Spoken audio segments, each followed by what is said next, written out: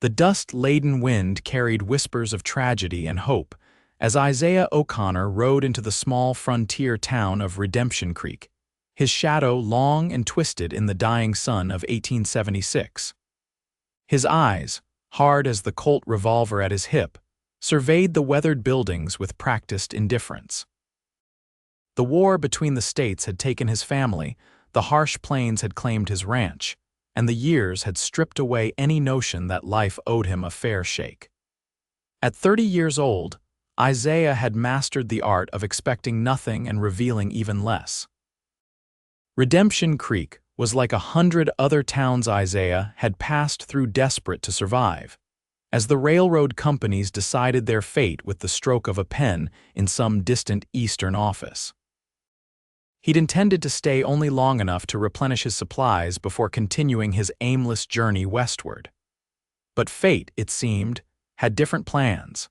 The saloon doors swung open as Isaiah dismounted his bay stallion, brushing the dust from his worn denim. Inside, the usual tableau of frontier life played out: card games, whiskey flowing freely, the occasional burst of raucous laughter. He took a seat at the far end of the bar, ordered whiskey, and kept his hat low. Invisibility had become his preference. Another round for the house, called a boisterous voice from across the room. Isaiah glanced up briefly, noting the well-dressed man surrounded by sycophants. Jasper Thornton, he would later learn, the railroad executive whose decision would determine if Redemption Creek thrived or withered. "Not for me," Isaiah murmured to the bartender who approached with a bottle. "Just what I paid for," the bartender nodded, moving on. Isaiah had nearly finished his drink when the saloon doors burst open again, this time revealing a woman whose entrance caused a momentary hush to fall over the room. Victoria Calloway stood in the doorway, her chestnut hair tied back in a practical bun, though a few stubborn strands had escaped to frame her face. At 24, she carried herself with a dignity that belied the visible patches on her simple blue dress. Her eyes, bright and determined, scanned the room until they landed on Thornton's table. "Mr. Thornton," she called out, her voice clear and unwavering, "I've come to discuss the matter of the land deed." The railroad man's smile faltered momentarily before returning, broader and somehow colder. "Miss Calloway, this is hardly the time or place.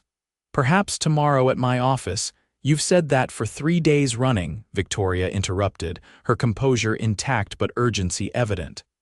"The deadline is tomorrow." "My father's land, your late father's land," Thornton corrected with exaggerated patience, "sits precisely where the new station must be built. I've made you a generous offer." Isaiah sipped his whiskey, feigning disinterest while his ears caught every word. It was an old story played out across the expanding nation, the powerful taking from those with less. "The offer wouldn't cover half the worth," Victoria countered, stepping further into the room. "That land has been in my family since before this town existed. My father worked himself to death clearing it, building on it." "Progress waits for no one, Miss Calloway," Thornton replied, his jovial mask slipping to reveal something harder beneath. "The railroad is coming through Redemption Creek, and your sentiment, touching as it is, won't stop it." Isaiah watched as 2 of Thornton's men moved to flank the woman. His fingers tensed around his glass, though his expression remained impassive. It wasn't his fight.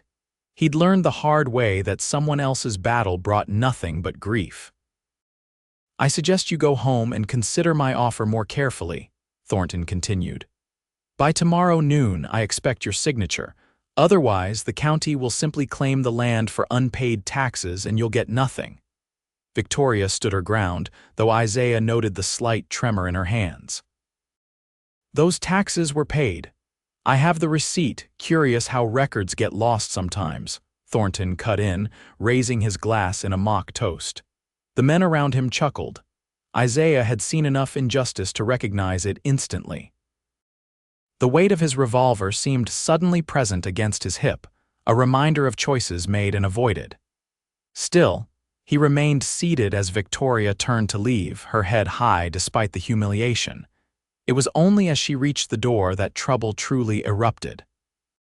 One of Thornton's drunker companions reached out, grabbing her wrist. "Why rush off, pretty lady? Stay and have a drink. Might help you see reason."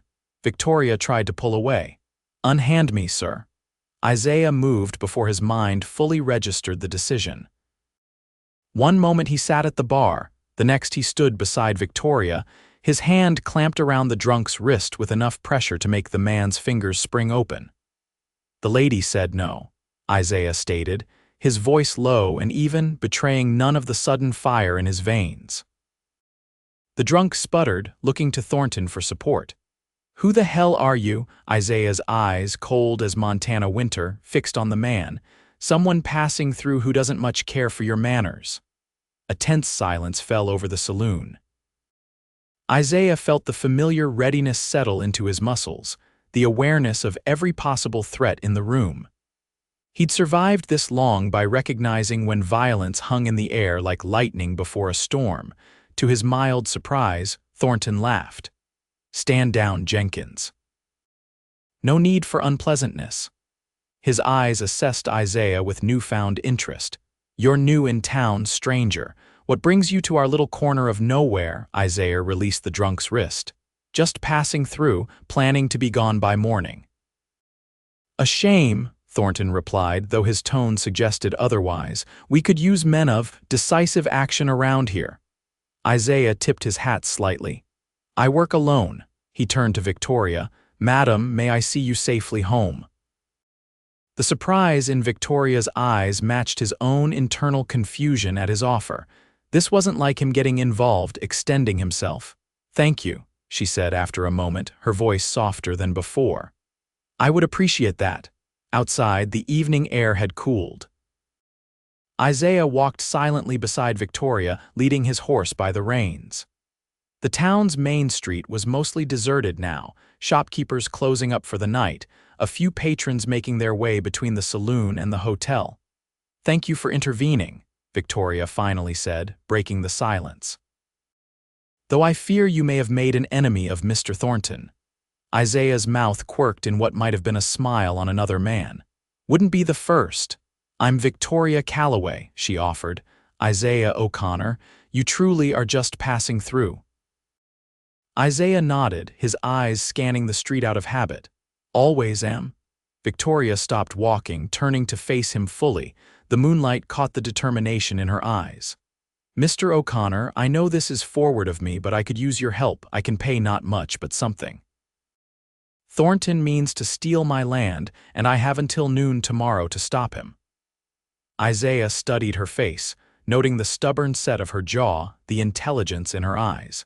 He'd avoided entanglements for years, kept moving to outrun memories and responsibilities alike. "What could I possibly do that you can't?" he asked. "You know men like Thornton. I can see it in how you carry yourself. You've faced them before." Isaiah looked away. "And lost more than one, please," Victoria said, and something in her voice made him look back. "That land is all I have left of my family. My father died breaking that soil. My mother is buried under the oak tree behind the house." The silence stretched between them, filled with the weight of her request and his reluctance. "One night," Isaiah finally said. "I'll hear your story, look at your papers. That's all I'm promising." The relief in Victoria's smile stirred something long dormant in Isaiah's chest. "Thank you. My home is just beyond the edge of town." They walked in silence until the buildings of Redemption Creek gave way to open country.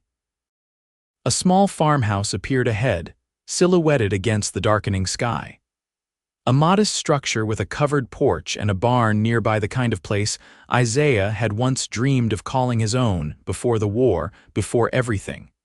Inside, the house was simple but meticulously kept. Victoria lit a lamp, its warm glow revealing a living area with handmade furniture and faded curtains. Photos in simple frames decorated a small table her parents, Isaiah assumed. "It's not much," Victoria said, a hint of defensiveness in her tone, "but it's mine." "It's honest," Isaiah replied, removing his hat out of long-forgotten courtesy. "That counts for something."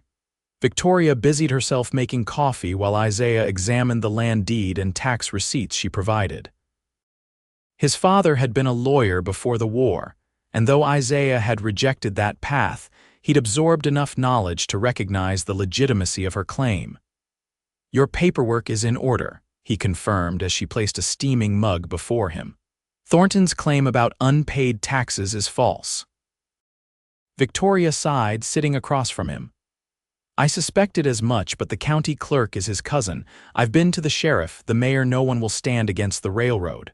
Money talks loudest in growing towns," Isaiah observed, sipping the bitter coffee. "So what can I do?" Victoria asked, her eyes finding his across the table. Isaiah considered her situation, turning possibilities over in his mind. "Do you have any leverage at all? Anything Thornton wants or needs besides your land?" Victoria shook her head, then paused. "Well, there is the water. My property contains the largest spring in the area. The railroad would need that water for their steam engines." Isaiah felt a flicker of interest. "And alternative water sources. The creek runs dry most summers. They'd have to haul water from the river 15 miles east." A plan began to form in Isaiah's mind. "So if you retain rights to the spring, even if they get the land?" "They'd be at my mercy for water," Victoria finished, understanding dawning in her eyes. "But how? Thornton won't negotiate. He wants everything." "Men like Thornton understand one thing: power." Isaiah leaned forward. "Right now, he has it all.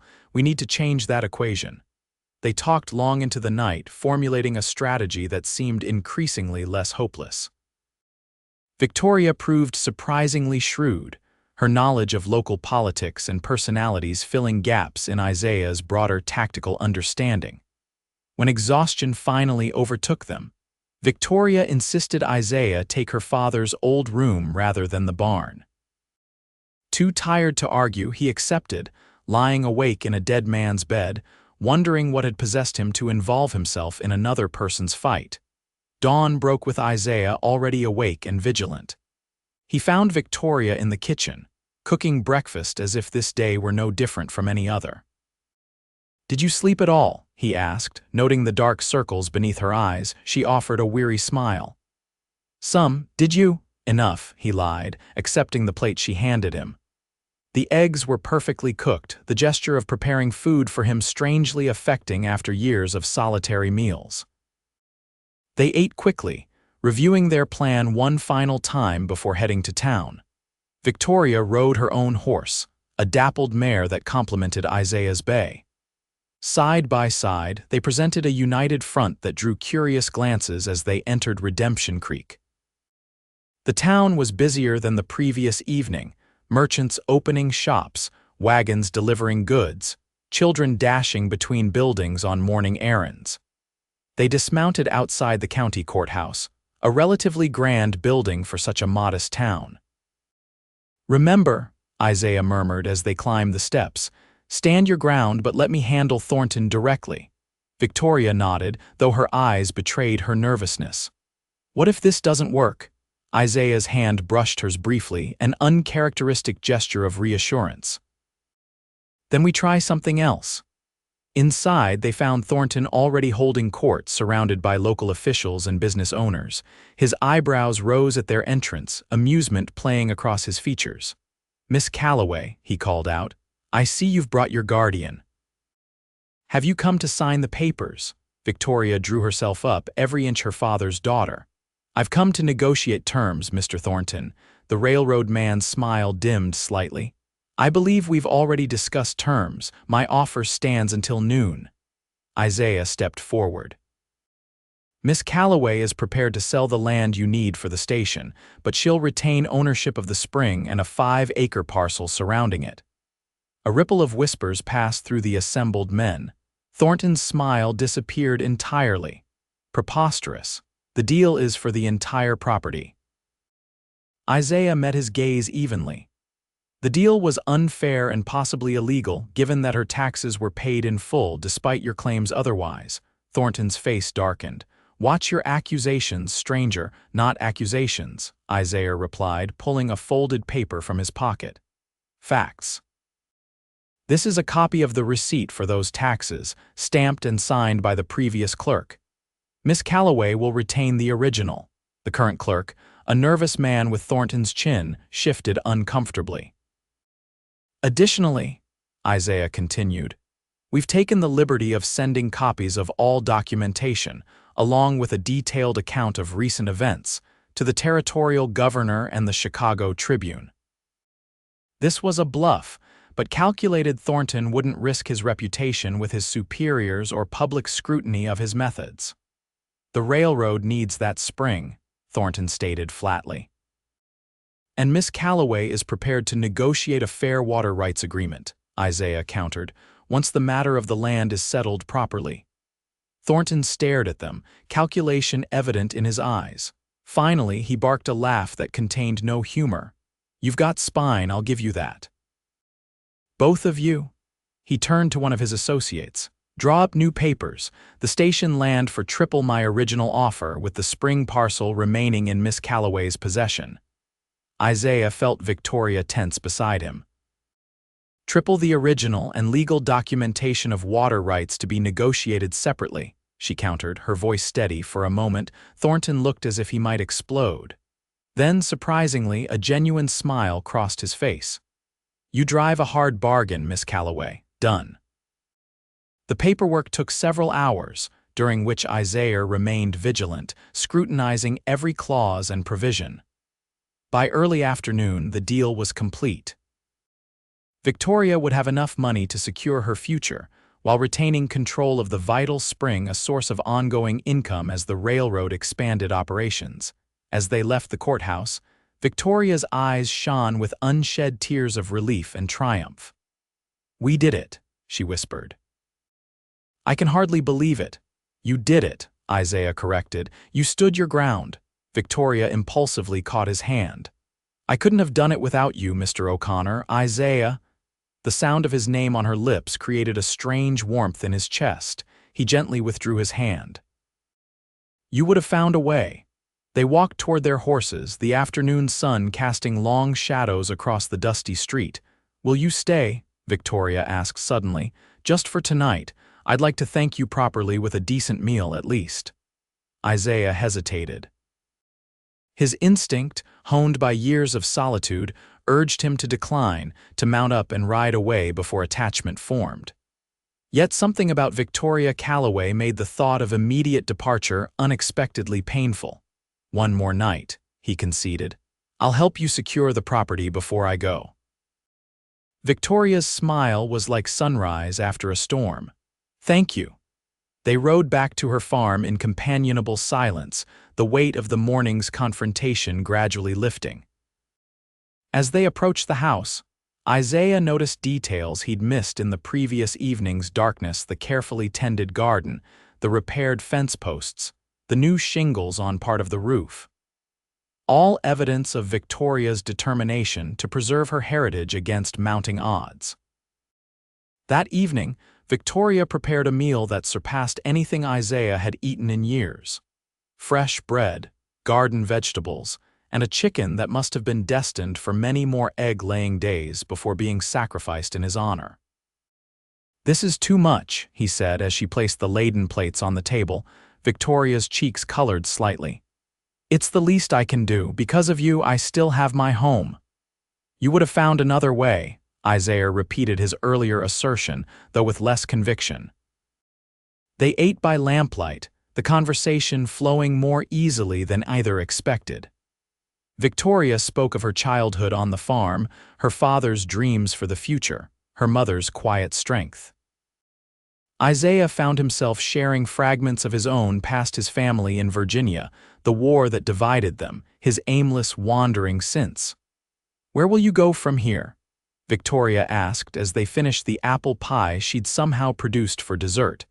Isaiah shrugged, uncomfortable with the question. West, probably. California, maybe. Never been to the ocean. What are you looking for? Her question was gentle but direct. No one had asked him that in years. Isaiah considered deflecting but found himself answering honestly. Don't rightly know anymore. Started out looking for purpose. Now I'm just looking to get through each day. Victoria studied him across the table, her eyes reflecting the lamplight. "And are you getting through?" "I'm still breathing," he replied with a half-smile that didn't reach his eyes. "There's a difference between breathing and living," Victoria observed softly. Isaiah looked away, unwilling to acknowledge the truth in her words. "It's getting late. I should check the property before turning in." Outside, the night was clear, stars scattered like diamond dust across the vast Texas sky. Isaiah walked the perimeter of Victoria's land, more out of habit than necessity. The solitude should have been comforting, familiar. Instead, he found himself glancing back at the warm light in the farmhouse windows, drawn to it like a moth to flame. When he returned, Victoria was washing dishes. She smiled at him over her shoulder. "All secure, as it can be," he confirmed, hanging his hat on a peg by the door. He rolled up his sleeves and moved to help her, taking a towel to dry the plates she'd washed. They worked in silence for a few minutes, the domestic scene so ordinary yet so foreign to Isaiah's experience that it created an ache in his chest. "You don't have to leave tomorrow," Victoria said suddenly, her eyes on the dish in her hands. "There's plenty of work here for a man with your skills, at least until you decide where you're really headed." Isaiah's hands stilled on the plate he was drying. "I'm not looking for charity." Victoria looked up sharply. "I'm not offering any. I'm proposing a fair exchange, work for room and board, maybe a small wage once the railroad money comes through." "Why would you want a stranger staying on your land? You're not a stranger anymore," she countered. "And I think maybe we both could use a friend. The word hung between them, simple yet profound. When had Isaiah last had a friend? Someone who knew his name, who would notice if he didn't return one day. "I'll consider it," he finally said, unable to commit but equally unable to refuse outright. Victoria's smile was worth the compromise. "That's all I ask." That night, Isaiah lay awake again, listening to the unfamiliar sounds of a settling house. His saddlebags remained packed, his gun within reach, habits too ingrained to break. Yet for the first time in years, the thought of riding away from this place in the morning brought no relief, only a hollow feeling in his chest. Dawn arrived with a gentle rain, droplets pattering against the window like hesitant fingers. Isaiah rose early, dressed, and moved silently through the house. In the kitchen, he found a note from Victoria explaining she'd gone to milk the cow in the barn. He started coffee brewing, then stepped onto the covered porch to watch the rain. The farm looked different in the soft gray light, peaceful, permanent in a way his life had not been since before the war. The barn door opened, and Victoria emerged with a pail of milk, her free hand holding a shawl over her head against the rain. She spotted him on the porch and smiled, hurrying toward the house. "You're up early," she said, climbing the steps. Raindrops clung to her hair like tiny crystals. "Old habit," he replied. "Coffee's brewing, thank you." She paused, searching his face. "Have you decided?" Isaiah looked past her to where his horse stood in the small corral, then back to her expectant face. "I could stay a few days, help repair that south fence before moving on." Her smile was like sunshine breaking through the rain clouds. "The fence would appreciate that, so would I." A few days stretched into a week, then two. Isaiah repaired the fence, patched the barn roof, and dug a new irrigation ditch for Victoria's garden. Each morning, he told himself he would leave soon. Each evening found him still there, drawn into the rhythm of farm life and Victoria's quiet company. They settled into an unexpected partnership. Victoria's knowledge of farming complemented Isaiah's practical skills. In the evenings, they would sit on the porch, watching the sunset while discussing improvements to the property or simply enjoying comfortable silence.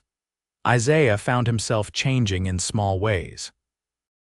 He shaved more regularly, spoke more often, occasionally even laughed, a rusty sound at first, like a door whose hinges had long gone unused.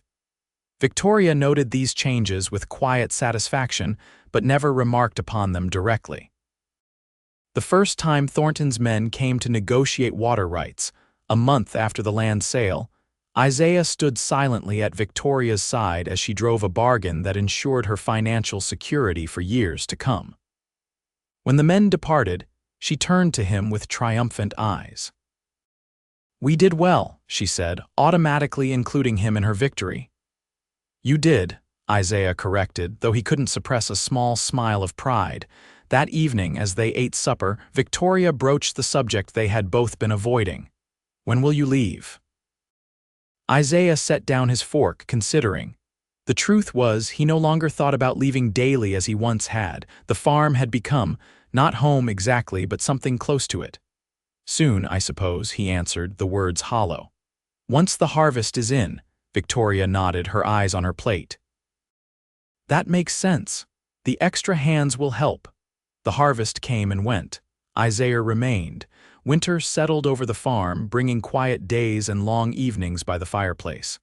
Victoria taught Isaiah to play chess using her father's old set. He proved a quick study, his tactical mind adapting easily to the game's strategies.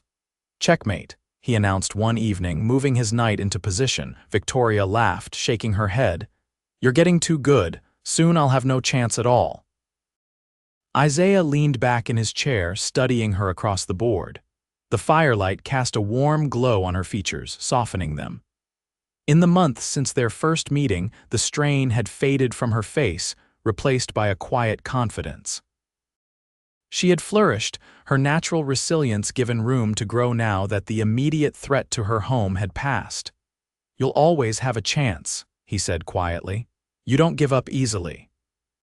Their eyes met, and something shifted in the air between them, an awareness that had been building gradually, now suddenly impossible to ignore.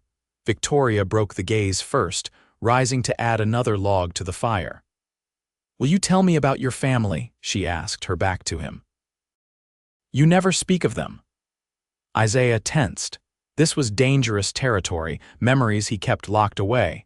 Yet something about the moment, the warmth of the room, the safety he felt in Victoria's presence, loosened the tight control he maintained over his past. "My father was a lawyer in Virginia," he began slowly. "Respected man, believed in justice and the law. My mother taught at the local school. I had a younger brother, James." Victoria returned to her seat, listening intently. "When the war came," Isaiah continued, "it tore us apart. Father believed in the Union, though he never owned slaves. My brother and I both enlisted on opposite sides. The admission still pained him all these years later. I went north, he stayed south." Victoria's hand covered his on the table. "What happened to them?" Isaiah stared into the fire. "Father died in '63, influenza. Mother followed a year later, grief, I think, as much as illness, James." His voice faltered. "Gettysburg, I found out after the battle. By then, I had nothing to go home to." "So you've been wandering ever since," Victoria said softly, understanding in her eyes. Isaiah nodded. "Seemed easier than staying anywhere, fewer chances to lose something." "Or someone," Victoria added gently. Their hands remained joined on the table, the simple contact more intimate than any embrace.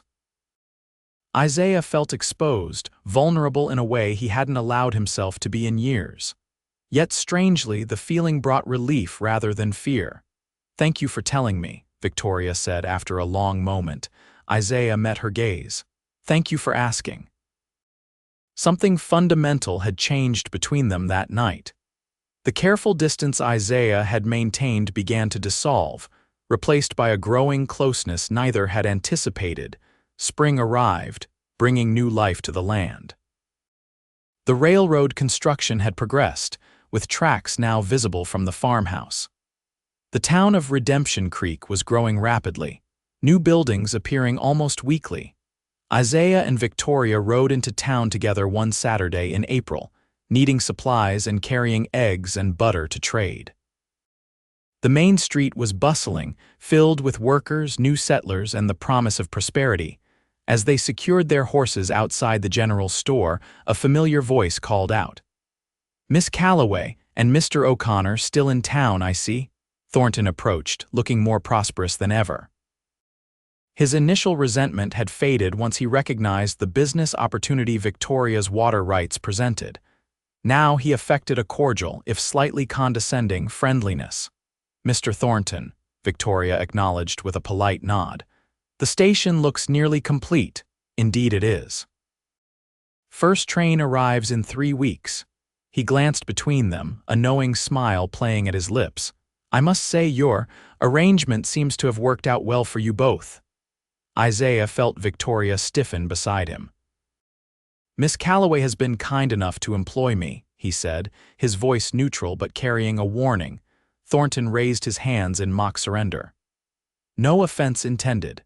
In fact, I've come to offer you both an invitation. The railroad is hosting a celebration when the first train arrives.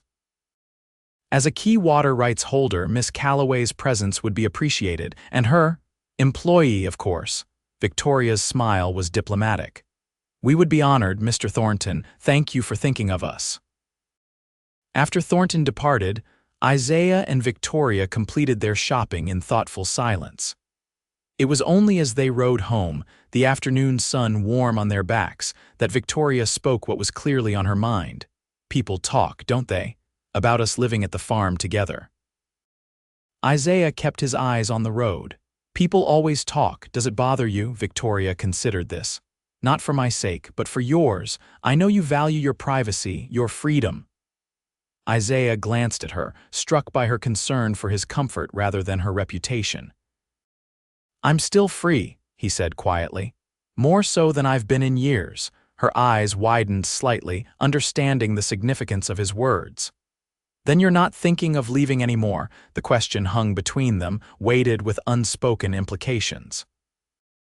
Isaiah had stopped packing his saddlebags months ago, had ceased mentioning departure entirely.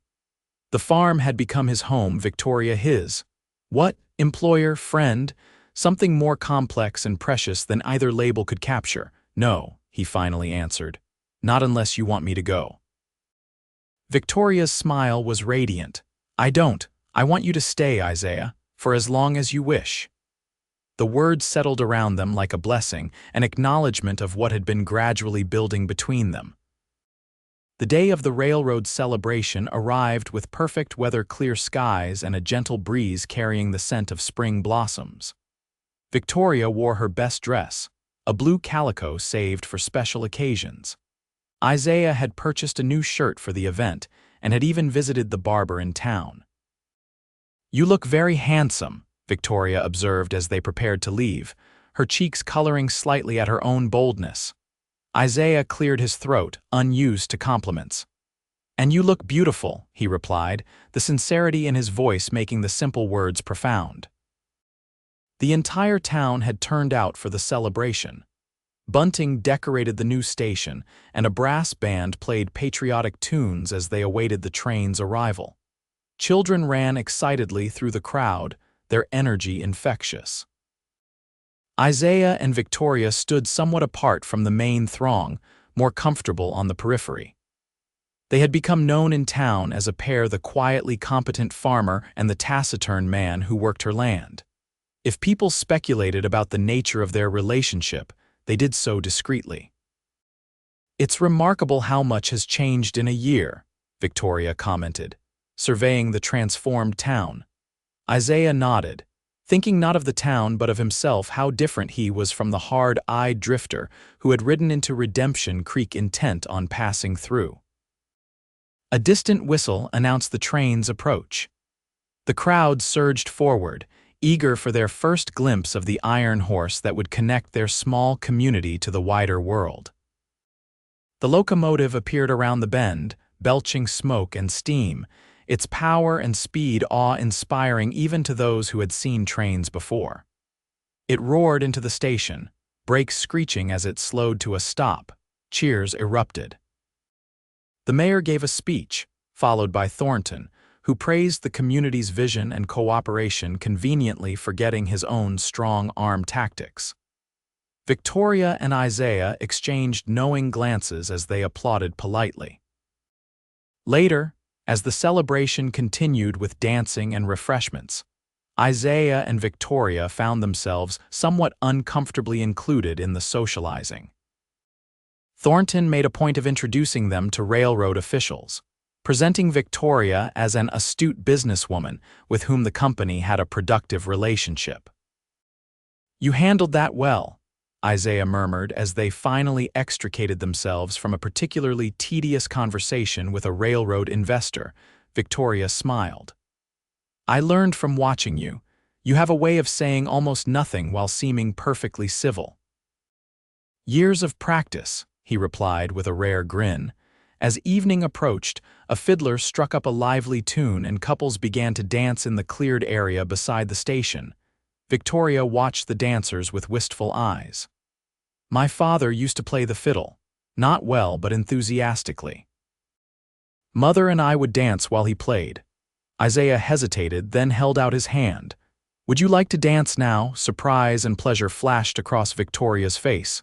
"You dance poorly," he admitted, "but enthusiastically." Her laugh was worth the admission as she placed her hand in his. Isaiah led her to the edge of the dancing area, then pulled her gently into the simple steps of the country dance. He had not danced since before the war, but his body remembered the rhythm. Victoria followed his lead effortlessly, her hand warm in his, her eyes bright with joy. For a few precious minutes, the world contracted to just the two of them moving in harmony amid the music and laughter.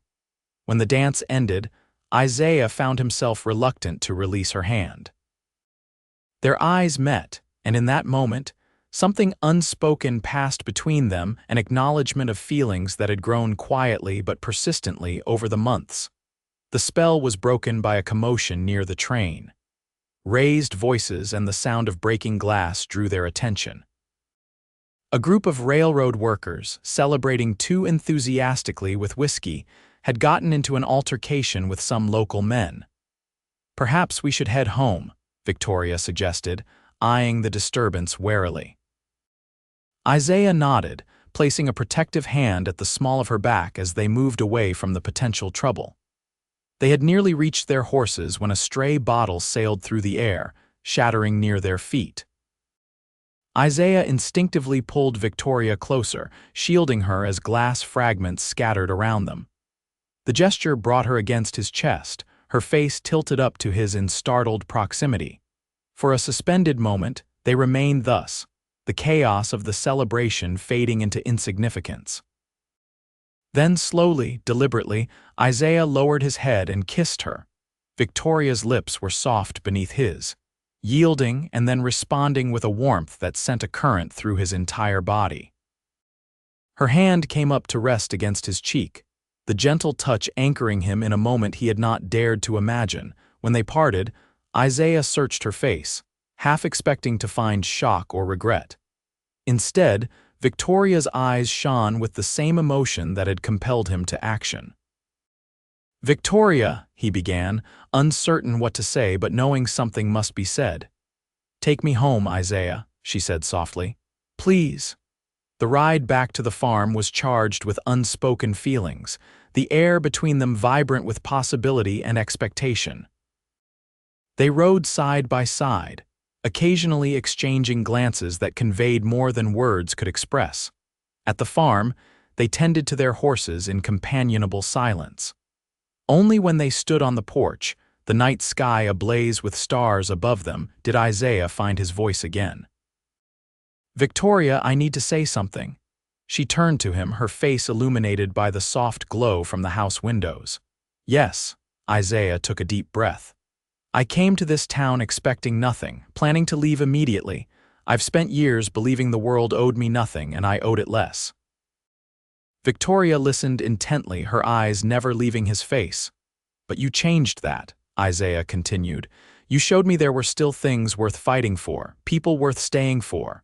He took her hands in his. "I haven't had a home since the war, haven't wanted one until now, until you." Victoria's eyes glistened with unshed tears. "Isaiah, I love you," he said simply, the words strange yet perfect on his lips.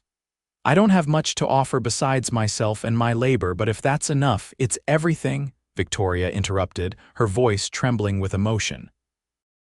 "It's all I want." She stepped closer, her hands tightening around his. "I love you too, Isaiah O'Connor. I have for months now."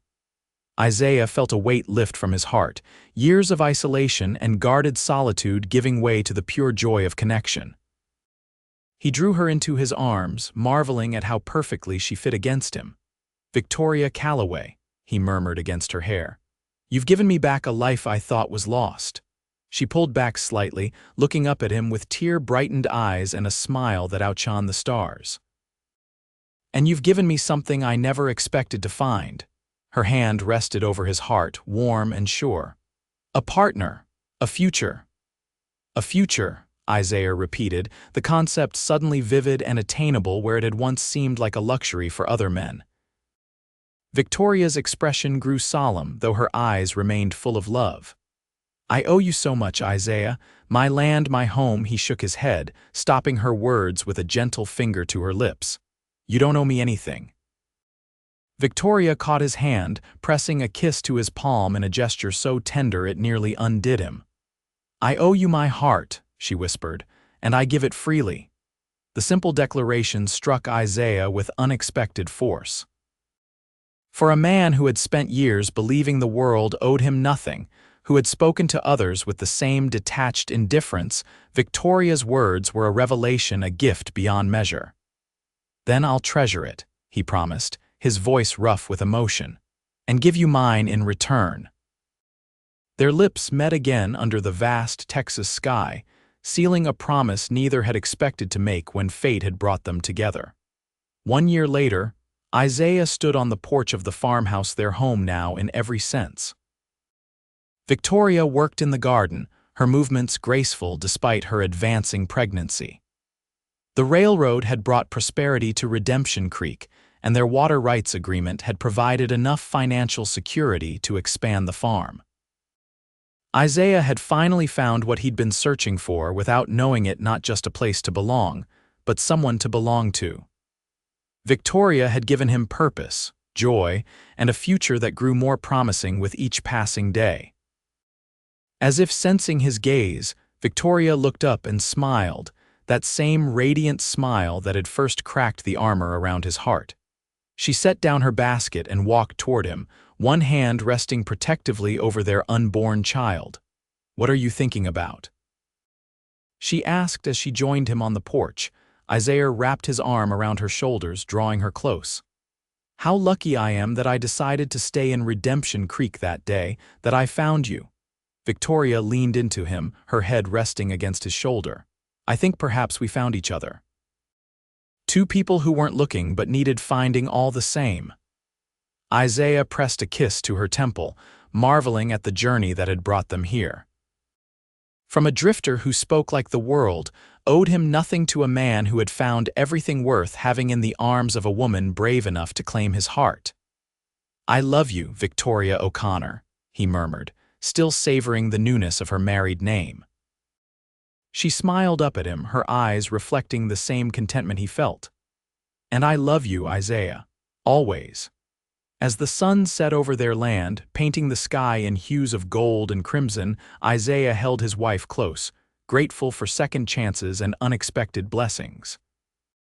The world might not owe anyone anything, but sometimes it gave the most precious gifts to those who had stopped expecting them. For a man who had once believed he had nothing left to lose, Isaiah O'Connor had found everything worth having: a home, a purpose, and most importantly, a love that had transformed him from a solitary drifter into a man with roots, dreams, and a future as vast and promising as the western horizon.